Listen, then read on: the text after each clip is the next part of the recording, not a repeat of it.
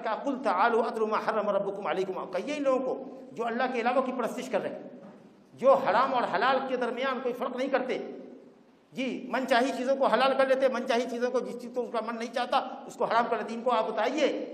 کہ دیکھو یہ اٹکل پچھو مت کرو، اور میں تمہیں بتاتا ہوں کہ اصل میں حرام چیزیں ہیں کیا۔ تو اس میں نمبر 1 پر ان کو کہیے کہ حرام چیز جس کی اللہ نے تم کو جس چیز سے بچنے کی وصیت کی ہے وہ یہ ہے اللہ تشرکوا بہ شیئا، قل تعالوا اتل ما حرم ربکم علیکم اللہ تشرکوا بہ شیئا، کہ اللہ کے ساتھ کسی کو شریک نہ کرو۔ اللہ شیئا نکرہ ہے، کسی کو، بڑی سے بڑی چیز، چھوٹی سے چھوٹی چیز، نہ نبی کو، نہ کسی ولی کو، نہ کسی فرشتے کو۔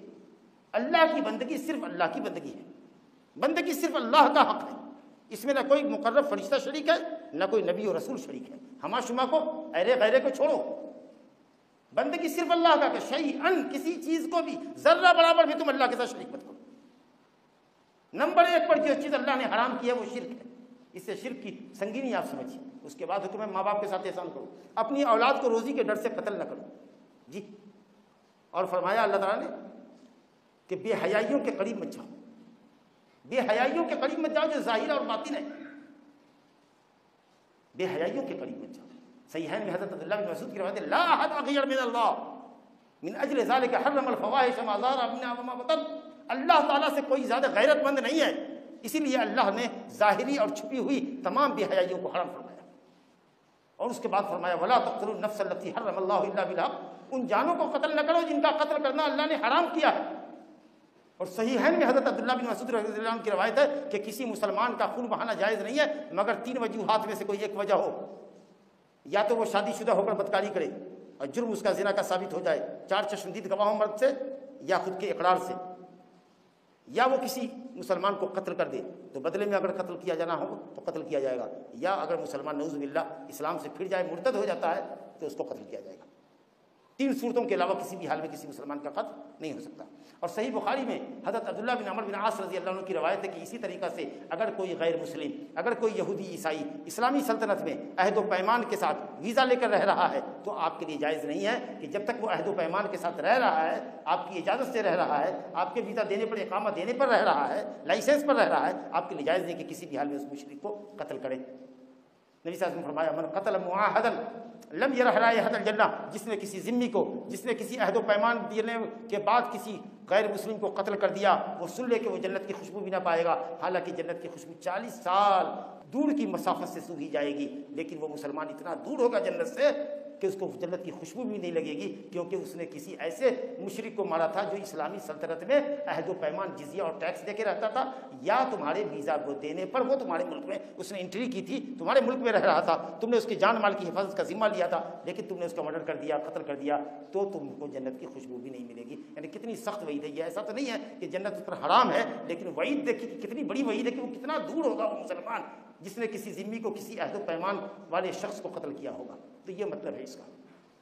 اور اس کے بعد اللہ رب العالمین نے فرمایا کہ یتیم کے مال کے قریب مت جاؤ مگر اچھے طریقے سے، اگر تم اس کے ولی ہو، گارجین بنے ہو، ماں باپ نے ان کے متعین کیا ہے یا حاکم وقت نے متعین کیا، تو ان کے مال کو ہڑپو نہیں کہ بالغ ہونے سے پہلے کھا پی کے ختم کر دیں، بلکہ ان کے یتیموں کے مال کو ڈیولپ کرنے کی تدبیریں سوچو عمدہ طریقے سے۔ اور جب یہ بچے بالغ ہو جائیں، ہوشیار ہو جائیں، اپنا کاروبار خود سنبھالنے کے لائق ہو، 2 گواہ کے سامنے ان کا مال ان کے حوالے کر دو۔ ناپ تول میں دیکھو کمی مت کرو، ایک ہی پیمانہ رکھو، ناپ تول کا ایک ہی پیمانہ، لینے اور دینے کا ایک ہی پیمانہ رکھو۔ ہو سکتا ہے کہ ناپنے میں، تولنے میں کسی پیمانے میں کچھ کمی ہو گئی، غیر ارادی طور پر تم چاہتے نہیں تھے بےایمانی کرنا، لیکن ہو گئی کسی مرتبہ میں کچھ کمی بیشی ہوگی، اللہ معاف کرے گا، کیونکہ اللہ تعالیٰ کسی انسان کو اس کے نفس سے طاقت سے زیادہ آزماتے نہیں۔ اس کے بعد اللہ فرماتا ہے کہ سنو وَإِذَا قُلْتُمْ فَعْدِلُوا، جب بات کہو تو عدل و انصاف کی کہو، قول میں اور فعل میں عدل و انصاف کرو، نہیں کہ یہ میرا دوست ہے، یہ میرا دشمن ہے، یہ میرا نزدیکی ہے، یہ میرے دور کا ہے، منہ دیکھی مت کرو، حق بولو، حق بولو، سچ بولو، سچ بولو اور حق بولو، چاہے کوئی ہو، بولو کانا ذاکربا، چاہے تمہارے اپنے کے خلاف کیوں نہ جائے، تمہارے ماں باپ کے خلاف کیوں نہ جائے، لیکن جو حق ہے، جو سچ ہے وہی بولیں گے۔ کہاں گیا سچ کا خون؟ کیسے عدل اور انصاف کا خون ہو رہا ہے؟ اللہ تعالیٰ سورہ مائدہ آیت نمبر 8 میں فرماتا ہے وَلَا يَجْرِمَنَّكُمْ شَنَآنُ قَوْمٍ عَلَىٰ أَلَّا تَعْدِلُوا اعْدِلُوا هُوَ أَقْرَبُ لِلتَّقْوَىٰ۔ دیکھو کسی قوم سے بھی تمہاری کوئی دشمنی ہو، دشمنی اپنی جگہ پر، لیکن اگر وہ تمہاری عدالت میں آتا ہے، تم سے فیصلہ لیتا ہے، فیصلہ بالکل حق کے مطابق کرنا، انصاف کے مطابق کرنا، انشاءاللہ رام ہو جائے گا تمہاری صلاحیت کا، تمہارے دین کی حقانیت کا، قائل ہو جائے گا، عجب نہیں کہ وہ مسلمان ہو جائے،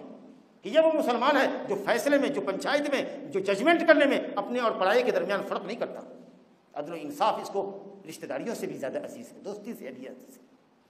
وَبِعَهْدِ اللَّهِ أَوْفُوا، اور اللہ تعالیٰ سے جو عہد و میثاق کرتے ہو، کسی سے ایگریمنٹ کرتے ہو، کسی سے وعدہ کرتے ہو، کسی سے کسی طرح کا لین دین ڈیلنگ کرتے ہو، کوئی ڈیل ہے تمہاری، جو وعدہ ہے اس وعدے پر قائم رہنا، کیونکہ اللہ کو حاضر ناظر رکھ کر کے تم نے وعدہ کیا ہے، میں وعدہ کرتا ہوں، میں نے آپ سے یہ سودا کیا، میں نے اتنے میں سودا لیا، بات کر چکے ہو، بات کو پھرتے ہو۔ یہ کل 9 چیزیں ہوئی، اور 10ویں چیز اللہ نے فرمائی وَأَنَّ هَذَا صِرَاطِي مُسْتَقِيمًا فَاتَّبِعُوهُ۔ اے نبی یہ کہہ دیجئے کہ یہ میری راہ جس کی طرف میں بلاتا ہوں، یعنی مذہب اسلام جس کی میں دعوت دیتا ہوں، سب سے سیدھی راہ ہے، اس میں کہیں کوئی کجی اور ٹیڑھا پن ہے ہی نہیں۔ یہ قرآن و سنت کی راہ ہے، اس راہ پہ چلو گے تو اس راہ کی اینڈنگ جنت پہ جا کے ہوگی۔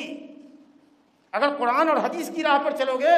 تو اس کی انتہا کہاں ہوگی؟ جنت میں جا کر ہوگی۔ لیکن یاد رکھو، اگر قرآن و سنت کی راہ سے ذرا بھٹکے، دائیں بائیں بھٹکے، تو اللہ کے صراط مستقیم سے بھٹک جاؤ گے۔ یہ سبل متفرقہ اسلام کے علاوہ جو راہیں ہیں وہ بدعات و شہوات کی راہیں ہیں، یہودیت کی راہیں ہیں، مجوسیت کی راہیں ہیں، عیسائیت کی راہیں ہیں، قبر پرستی کی راہیں ہیں، غلو کی راہیں ہیں، ہوا پرستی کی راہیں ہیں۔ اللہ کے دین سے ہٹ کے جو بھی راہ ہے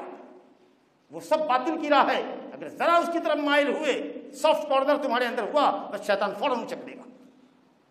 نہایت سختی کے ساتھ، پامردی کے ساتھ، جرأت کے ساتھ اللہ کی کتاب اور مصطفیٰ صلی اللہ علیہ وسلم کی صحیح حدیث پر گامزن رہو، انشاءاللہ سیدھے جنت کو جاؤ گے۔